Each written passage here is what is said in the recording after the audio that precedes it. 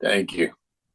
Thank you for allowing me to be on, Çox sağ olun ki, mənim kameram açdınız ki, məni görəsiz. and welcome to everyone online. Və hər kəsə xoş gəldiniz deyirəm onlayn qoşulanlara. We, I made a mistake last class. I think I mentioned we're going to do Titus, but it makes sense that we would do Second Timothy. Keçən dərsdə səhvən qeyd etdim ki, biz növbəti dərsdə Tito məktubu keçəcəyik, amma məncə daha məntiqli olar ki, 1. Timoteydən sonra 2. Timoteyə keçək. So we're turning to Second Timothy chapter 1, Deməli, Timoteyə 2. məktub 1. fəsli açaq and we will teach 12 or 13 verses from there. və bugün o fəslin 12-13 bəndinə baxacağıq. We had a beautiful time in Poland. Bizim Polşada gözəl vaxtımız keçdi Greetings to everyone here və burada olanların hər kəsinə salam göndəririk oradan. from the spirit of love, Məhəbbət ruhundan sizə salam. Spirit of God, Tanrının ruhundan sizə salam.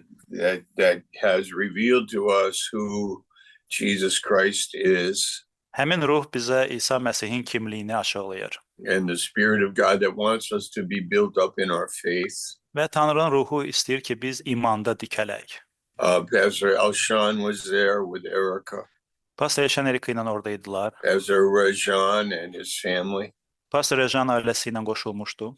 a group from America, Amerikadan bir qrupumuz gəlmişdi. China, India.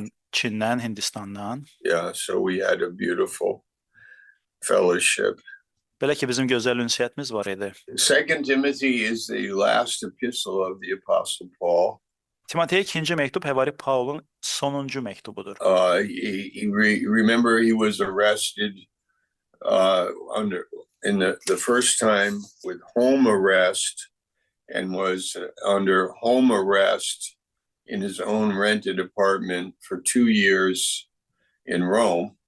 Və yadınızdadırsa o həbs olunmuşdu və ilk həbsində o ev dustağıdır.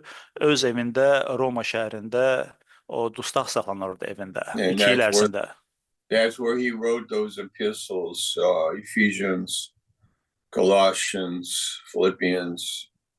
Və həmin o dustaq olduğu vaxt o deməli Efeslərə məktubu, Koloslara məktubu deməli yazmışdır. Philemon. Filimona məktubu yazmışdır. Yeah. And then when he was arrested the last time, he is more serious, and he is in the Mamertine prison in Rome. Və deməli bu birinci həbs idi və sonra axırıncı həbsində o daha ciddi bir əziyyətlərdən keçirdi və o deməli həbsdə olduğu vaxtda məktublar yazırdı. And from there he wrote this epistle, Second Timothy. Və həmin o sonuncu həbsdə o Timoteyə 2. məktubu yazdı. And he's reassuring Timothy of his ability.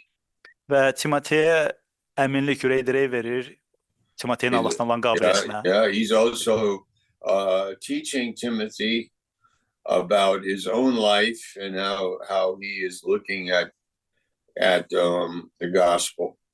Eləcə də o Timoteyə öz həyatı haqqında öyrədir, necə o öz həyatında müjdəyə baxır olaraq. Yeah. So we're going to start from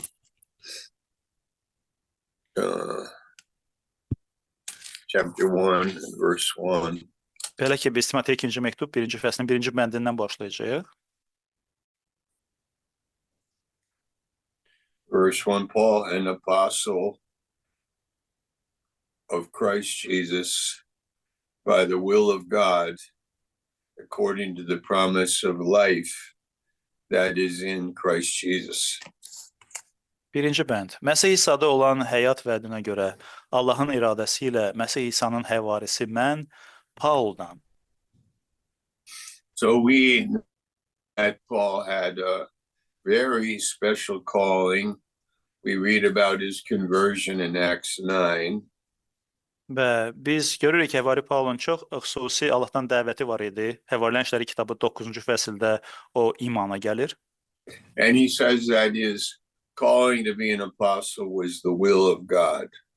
Və o burada deyir ki, bu Allahın iradəsi idi ki, o həvari olaraq çağırılıb. And that's a good way of thinking about life for all of us. Və bu hər birimiz üçün həyatımız barədə düşünməyin ən gözəl yoludur. We could say we are alive by the will of God. Biz deyə bilərik, biz Allahın iradəsi ilə yaşayırıq. We have been born again by the will of God. Biz Allahın iradəsi ilə yenidən doğulduq. We stand in the grace of God. We stand in grace by the will of God. Biz Allahın iradəsi ilə Tanrının lütfündə durmuşuq. We are indwelt by the Spirit of God, by the will of God. Allahın iradəsi ilə Tanrının ruhu bizim içimizdə yaşayır. Yeah, we have peace in our hearts by the will of God. Allahın iradəsi ilə bizim ürəyimizdə Tanrının sülhü var. We may not be an apostle, but we are believers in the will of God. Ola bilsin ki, biz həvari deyilik, amma Allahın iradəsi ilə biz onun xidmətçiləriyik. And he says here, according to the promise of life. Və burada o sonra deyir ki, həyatın vədinə görə.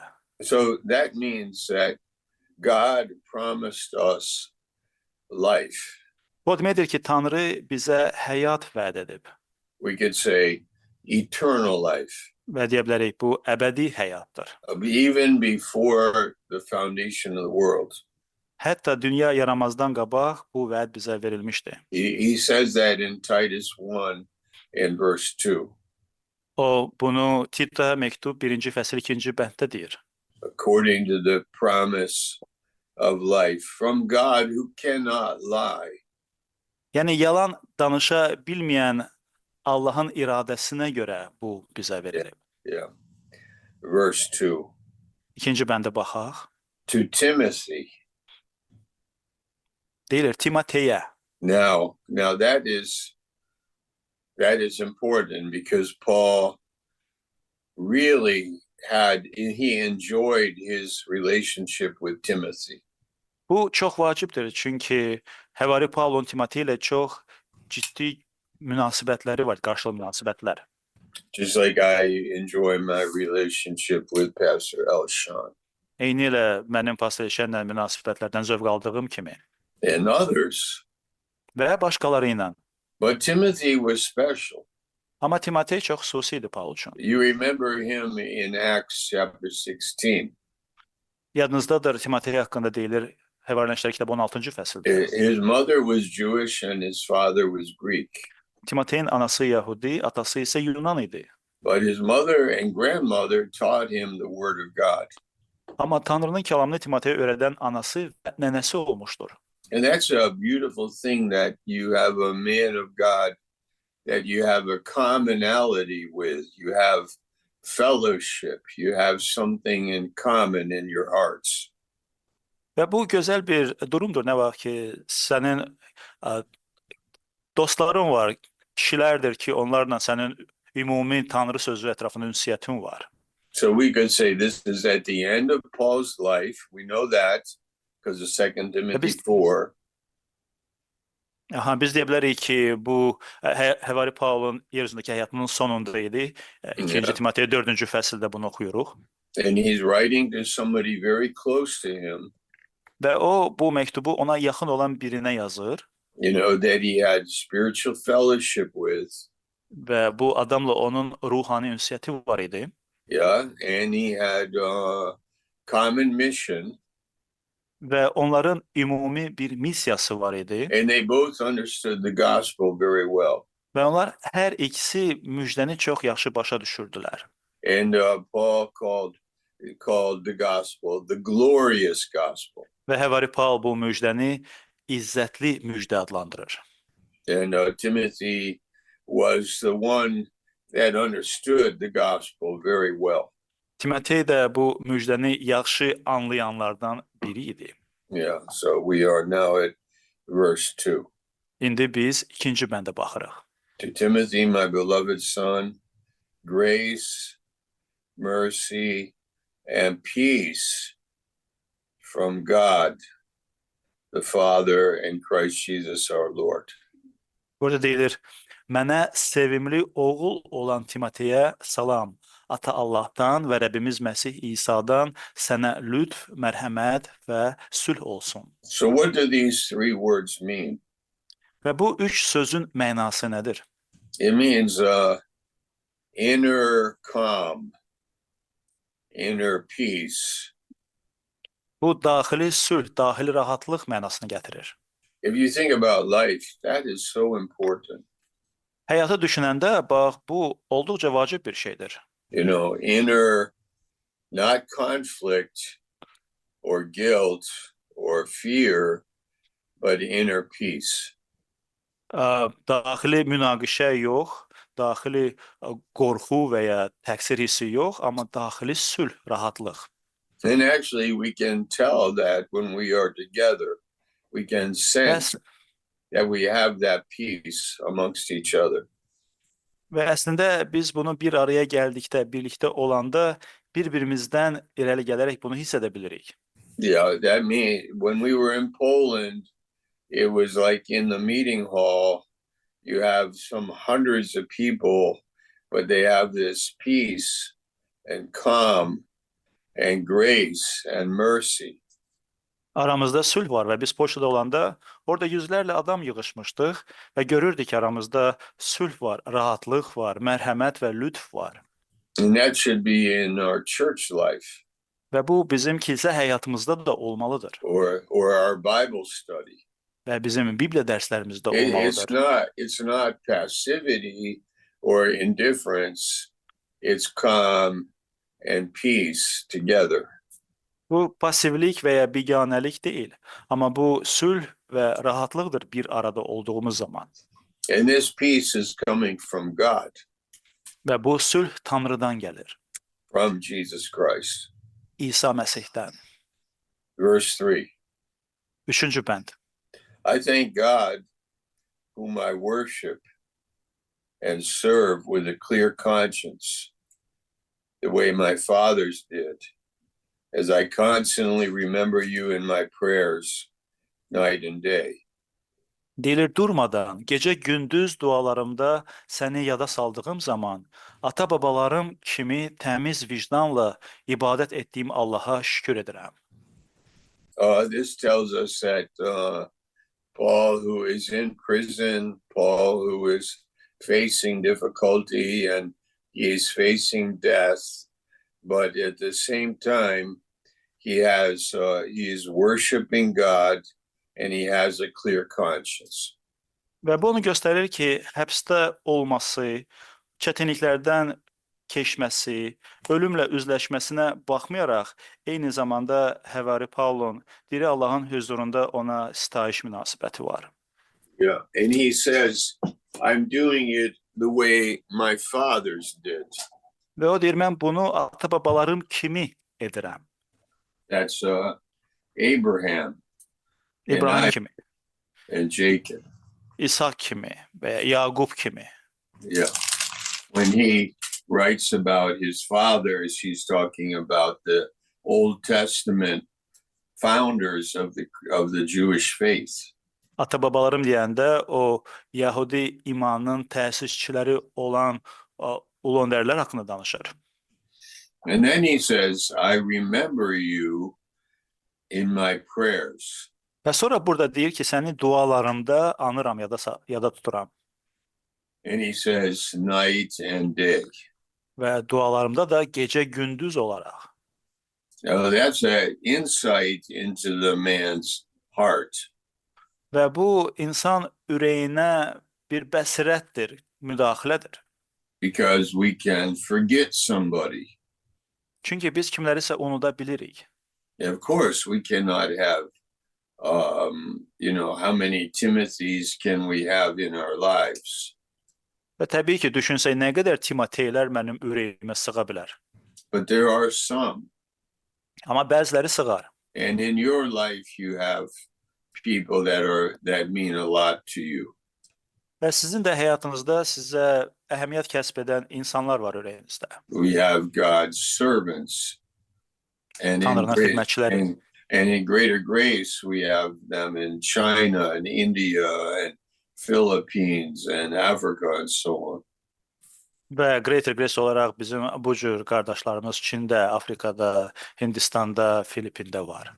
And as you live your life, God adds these people to your life, like Timothy. Və həyatımızı yaşadıkca Tanrı bu cür insanları, Timotey kimi insanları bizim ürəyimizə əlavə edir. And you carry them in your life. They're part of your life. Sən də onları öz həyatında daşıyırsan, onlar sənin həyatının bir parçasına çevrilir. They're in your heart, Onlar sənin ürəyindədir, in your memory. sənin xatirəndədir. And we have, Paul said, I remember you night and day in my prayers. Və Həvari Paul burada deyir ki, gecə gündüz dualarımda səni yada salıram. I don't think it's like a religious or a legalistic practice. It's something from the heart.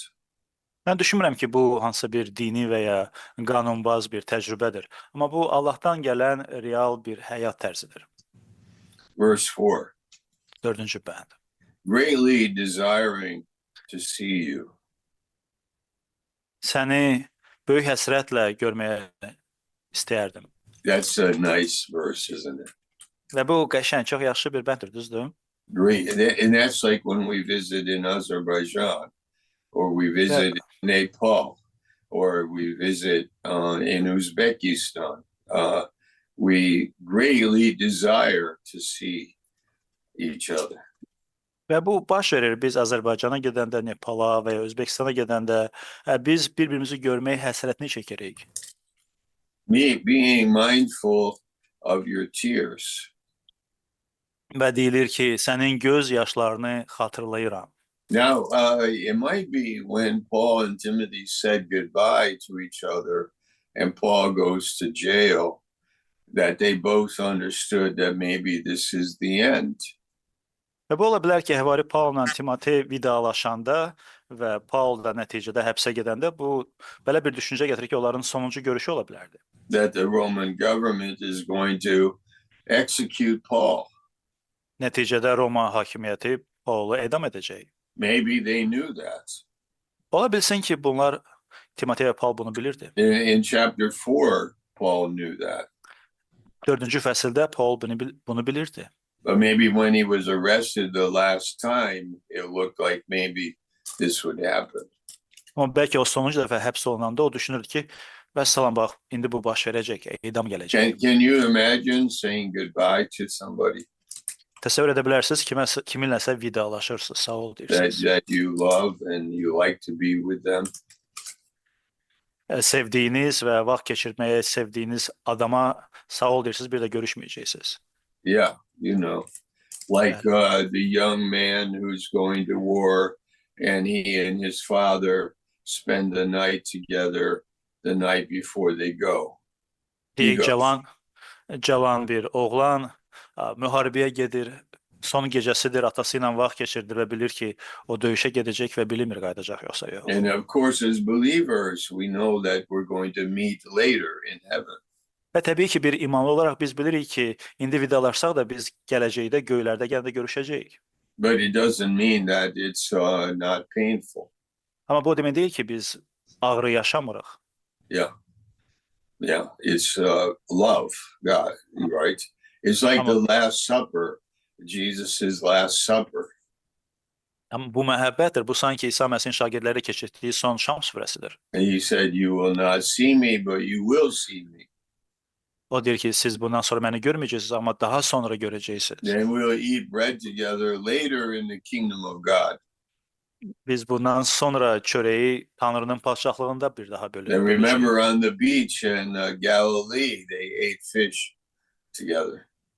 Və yadınızdadır, sonra Qalileya gölün sahilində onlar birlikdə balıq yedilər çörəklə. Yeah, but the Christian should be prepared to say goodbye and also hello.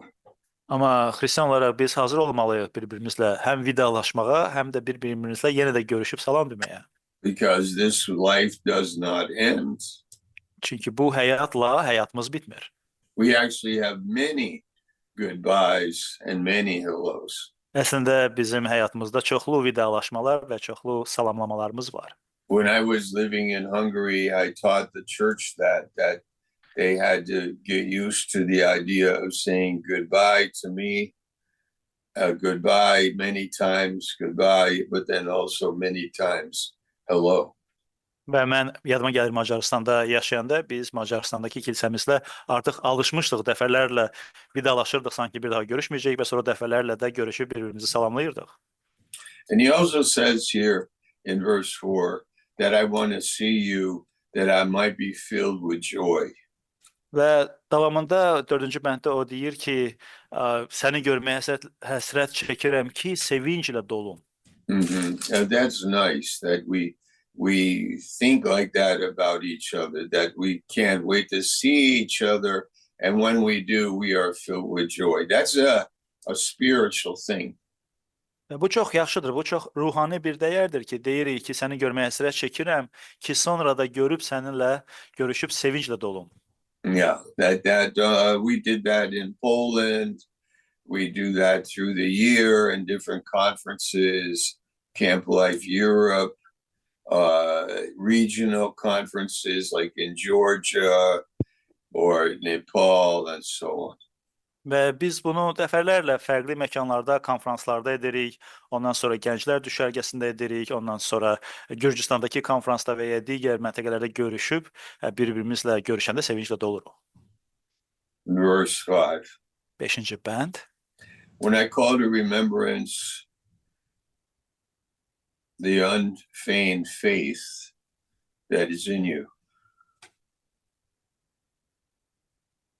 Burada deyilir ki, səndəki riyasız imanı yadıma salıram. Yeah, that means your faith is without hypocrisy. Bu riyasız o deməkdir ki, iki yüzlü olmayan iman. You might say, well, is there faith with hypocrisy? I think so. I think we can say, oh, I believe, but not really. Və sual yana bilər ki, doğrudan da mı riyasız iman ola bilər? Amma ola bilər. Yeah, but Timothy, he knew like this was serious, that Timothy believed and it cost something to believe. Timotey bilirdi ki, bu çox ciddidir, ki o iman etdi və onun iman etməsi üçün o müəyyən bir qiymət ödəməli idi. It wasn't only words. Yalnız sözdə değildi bu iman. Yeah, it was in the heart. I'm believing. Bu onun ürəyində baş verən bir təcrübə idi, o iman edirdi. One example I use of that is in Finland in the winter, when the winter was really cold, you could drive your car across the lake. Bunlardan bir nümunə olaraq Finlandiyanı göstərə bilərəm. Qış mövsümündə biz maşınla buzlanmış gölün üzərində sürərdik.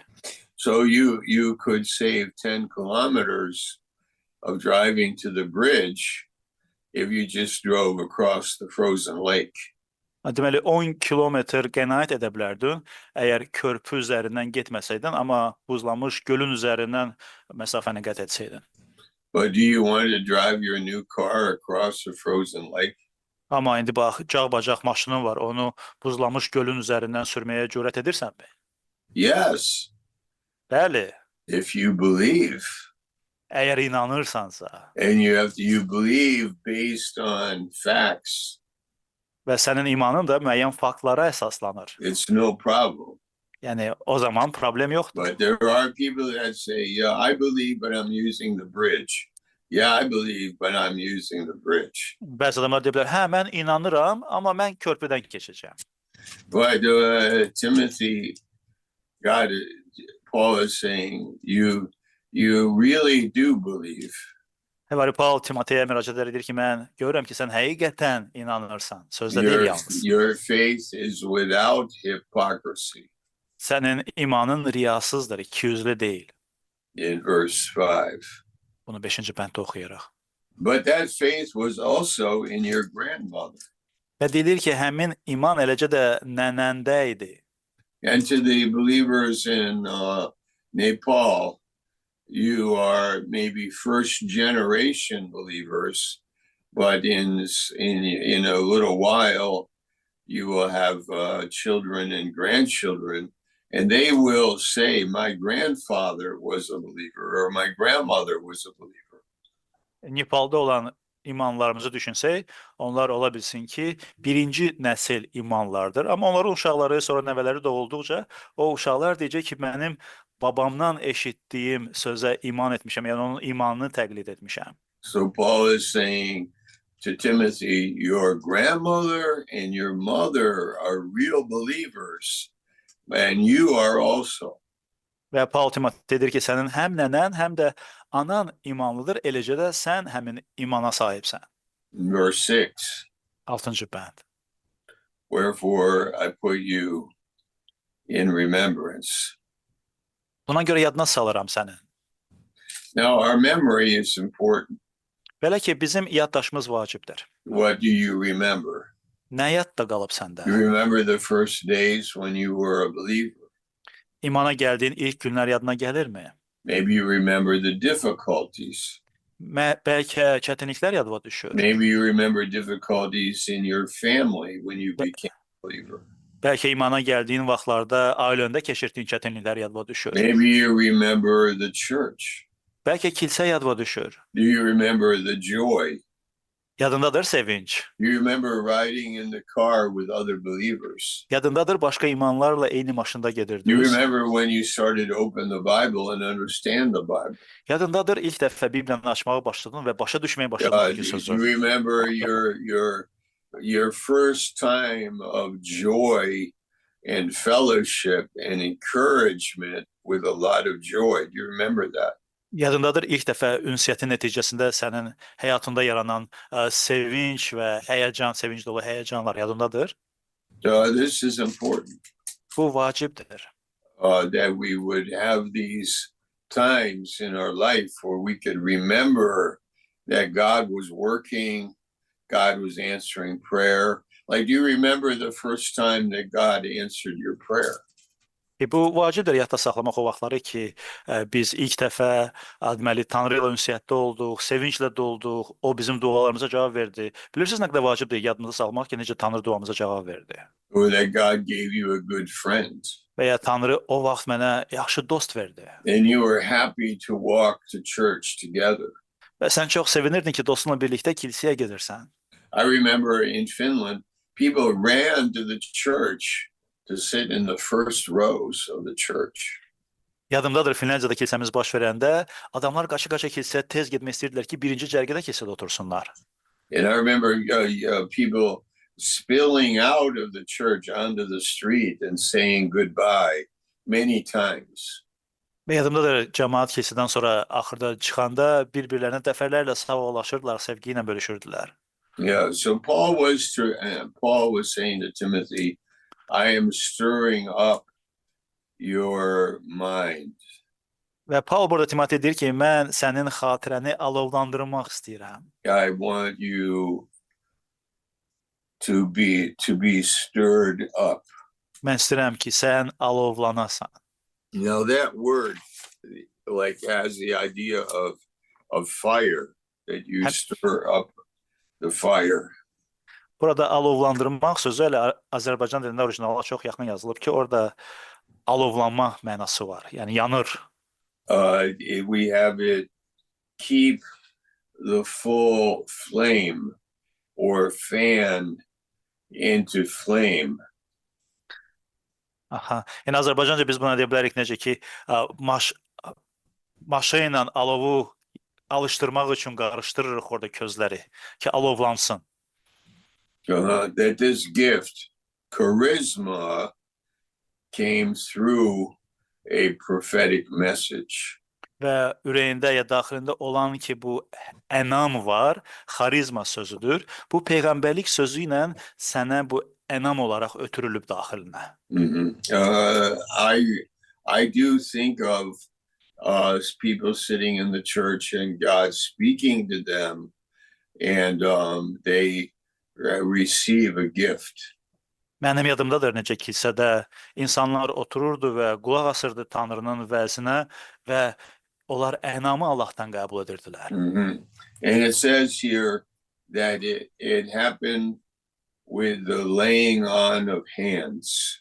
Və deyilir ki, bu necə baş vermişdi? Deyir ki, üzərinə əl qoymağımla bu baş vermişdi. Now, in the book of Acts, we do read that sometimes when Paul laid his hands on somebody, on people, they received a gift. Və Həvarilər İşləri kitabında biz görürük ki, Həvari Paul bəzən kimlərinsə üzərinə əlini qoymaqla o üzərinə əl qoyulan adam ənam qəbul edirdi. I think God wants to connect us with people. Mən istəyirəm Tanrı bizi başqa insanlarla əlaqələndirmək bu cür istəyir. I honestly think sometimes when we go to a conference, something happens there, and there is some gift that may be given to somebody by the laying on of hands. Mən inanıram ki, biz konfranslara gedəndə, bir-birimizlə görüşəndə, orada bir-birimizlə əlaqələnirik və kiməsə bu ənam, bu əlaqə vasitəsilə ötürülür. And if you have a gift, then you should fan it into a flame. You know what I mean by that? You know, like getting the air for the coal, the burning ember to become a flame. Və əgər bu ənam sənə ötürülübsə, onda onu alovlandırmaq lazımdır. Alovlandırmaq üçün də bəzən əstirirsən havanı ki, orada közlər bir-biri ilə başlasın mübadilə etməyə və alov yaransın. Ənamın alovu. Sometimes when I'm alone and I'm not using my gift, or I become introspective, I think about myself, I think about my problems and so on, that the gift is like a small burning ember that is in the fireplace, so to speak. You know, it's a metaphor. Bəzən mən tənha qalanda, tək, başqalarsız qalanda, məndə bu ənam var, amma onu alovlandırmaq üçün nələrsə çatışmır. Bu, sanki mən özüm haqqında daha düşünməyə başlayıram, özümü təhlil etməyə başlayıram. Alov var, amma alov sanki belə sönər kimi düstülənir, amma alışmır. But when I am in the church, amma kilsədə olanda, or when I'm on a mission, və ya missiyada olanda, and I'm thinking about Christ, mən Məsih haqqında düşünəndə, I'm thinking about his will, onun iradəsini düşünəndə, I'm stirred up in my faith, imanda alışanda, I'm praying for God to work, Tanrıya dualarımı qaldırıram ki, o işə başlasın and you həyatımda. start to speak. Sonra danışmağa başlayıram. It may be that it's like, and that ember becomes a flame. Bu ola bilsin ki, sanki közü öz üfürməyimlə başlayıram alovlandırmağa və nəticədə alov var. And you realize, oh, God is here. Və başa düşürsən ki, aman Tanrım, Allah buradaymış. Oh, Christ is here. O, Məsih buradaymış. God's love is here. Tanrının məhəbbəti buradaymış. Or the truth of the word is here. Və ya Tanrı kəlamının həqiqəti buradaymış. And the word stirs up others. Və bu söz başqalarını alovlandırmağa başlayır. And then there's a fire in the church. Və nəticədə kilsə özü alovlanmağa And başlayır. people are encouraged. İnsanlar kilsədə ruhlanıb. And they're using their gifts. Və onlar indi öz ənamlarını istifadə edir. And something is happening now. İndi nəsə baş verir. But if you put everybody in their own house with themselves, thinking about their problems and their lives, you may not have that. You don't have that fire. Amma əgər kilsəyə gəlməli olan adamlar hərəsi bir dərədə öz evində qalıb öz problemləri ilə uğraşırlarsa, onda ola bilsin onların birgə gəlməməsi nəticəsində heç alov da yoxdur. Let's finish with verse 7. Gəlin 7-ci bəndlə bitirək. For God has not given us the spirit of fear. Çünki Allah bizə qorxaqlıq ruhu verməyib. Well, wait a minute. Bir dəqiqə. Timothy could be sitting alone and at home, Timotey ola bilər ki, tək tənha evində oturub and thinking about how Paul is in prison. və düşünür ki, Paul həbsdədir. That does not look good. Bu yaxşı görsənmir. believers are discouraged and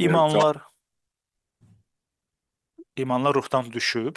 they may be talking about leaving the Christian faith. Bəlkə düşünürlər ki, xristian imanını artıq tərk etmək lazımdır. And then I am insecure. Və mən də əminsiz bir duruma düşmüşəm. I am afraid Qorxuram and I withdraw. və uzaqlaşıram. And that's how I feel. Və özümü bax bu cür hiss edirəm bəlkə. And that can happen to anybody. Bu hər kəslə baş verə bilər. But Paul is saying that's not the Spirit of God. Amma Paul deyir ki, yox, bu Allahın ruhu deyil. That's human discouragement. Bu insanın ruhdan düşməsidir. And that's fear. Bu qorxudur. But God has not given us the spirit of fear, Amma Allah bizə qorxaqlıq ruhu verməyib axı. but power, Onun bizə verdiyi ruh gücdür, love, məhəbbətdir and a sound mind. və ağıllı kamallı olmaq ruhudur. So maybe you have experienced that. I have. I could be looking at my problems all day long, but then I could step into a fellowship where we're encouraged, we are laughing, we are joyful, we are thankful, we are connecting with each other in the truth, and we are encouraged. Və bəlkə siz bunu yaşamısınız. Məndə bu olub ki, tənha qalanda sanki hər şey əlimizdən düşür. Amma sonra birləşəndə, sonra bir araya gələndə, ünsiyyətdə olanda, bir-birimizi ruhlandıranda görürük ki, bizdə sevinç var, bizdə bir-birimizə qarşı sevgi var, bizdə həvəs var ki, Tanrının iradəsi ilə həyatımızı yaşayaq. Yeah, it could be. It says later here in this chapter that Timothy could be ashamed of Paul. Bir qədər sonra bu fəslin sonunda deyilir ki, Timotey ola bilsin ki, həvari Pauldan utanırdı, xəcalət çəkirdi. He could be ashamed of Paul's chain.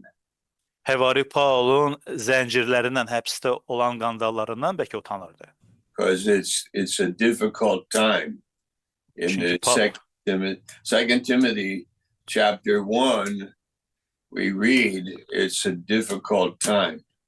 Timotey 2-ci məktubun 1-ci fəslində oxuduğumuz parçada bu həvari Paulun yaşadığı əziyyətli çətin vaxtlar idi. Yeah. Amen. Bəli. Amin.